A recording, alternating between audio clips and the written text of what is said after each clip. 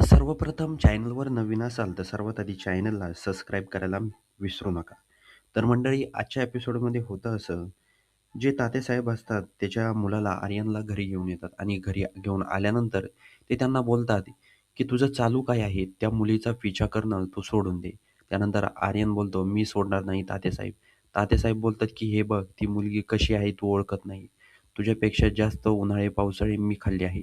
त्यामुळं त्या मुलीबद्दल मला सगळं काही माहिती आहे." असं तो बोलत असतात. त्यानंतर आर्यन खूप चिडतो आणि कपाटामधली गन बाहेर काढतो आणि तात्यासाहेबांना लावतो आणि बोलतो, "डॅडी साहेब, मी तुम्हाला सोडणार नाही." त्यानंतर जे तात्यासाहेब असतात त्या मुलीचा फोटो दाखवतात आणि बोलतात, "हे बघ, ही मुलगी तुला कशी आहे, काय आहे तुला माहिती नाहीये. या मुलीमुळं, त्या मुलामुळं माझी तुझ्या बापाची आमदारकी गेली. तुझं कुटुंब उद्ध्वस्त झालं. तरी तू या मुलीला सून म्हणून घरात आणणार आहे? तुझं डोकं बी एका ठिकाणीवर आहे का?" असं तो बोलतो. त्यानंतर आर्यन खूप चिडलेला असतो. तो तिथून निघून जातो. तात्यासाहेब पण विचार करतात, मला काहीतरी करायला हवं, असं ते विचार करत असतात. तर दुसरीकडं सत्या आणि मंजू दोघेही एका ठिकाणी बसून बोलत असतात, की आपल्याकडून खूप मोठी चूक झालेली आहे. आपल्यामध्ये नक्कीच कोणतरी असा व्यक्ती आहे, जो व्यक्ती आपल्यापासून आपल्या खबरा सगळ्या त्यांना पोच करत असतो, असं ते बोलत असतात.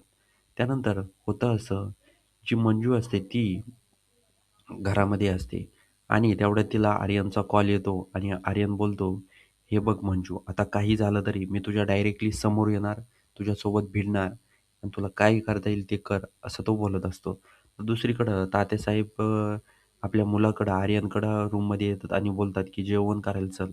त्यानंतर आर्यनच्या हातामध्ये मंजूचा फोटो असतो. तो बोलतो, "मला नाही करायचं जेवण." त्यानंतर जे तात्यासाहेब असतात ते बोलतात, "ही मुलगी कशी आहे तुला माहिती नाही. आणि हे बघ मी तुला चॅलेंज देऊन सांगतो, ही मुलगी तुझं प्रेम स्वीकारणार नाही कधीच." त्यानंतर आर्यन बोलतो, "तात्यासाहेब, डॅडी साहेब तुम्हाला माहिती नाही. मी तुमचं चॅलेंज ॲक्सेप्ट करतो आणि तुम्हाला या मुलीच्या तोंडूनच कबूल करून दाखवतो, की ही मुलगी माझ्यावर प्रेम करेलच आणि जर असं नाही झालं, तरी इथं मी सगळं सोडून इथून निघून जाईन." असं आर्यन बोलत असतो. त्यानंतर जे तात्यासाहेब असतात, ते बोलतात, "ठीक आहे, ठीक आहे. बघू मग काय होतं ते." त्यानंतर आर्यन मंजूच्या घरी जाण्यासाठी निघतो आणि मंजू वाटच बघत असते. कारण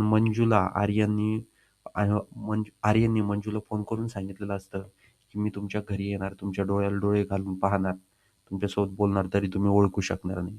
आता बघूया येणाऱ्या पुढील भागामध्ये काय इंटरेस्टिंग घडतंय. हे बघण्यासाठी चॅनलला सबस्क्राईब नक्की करून जा.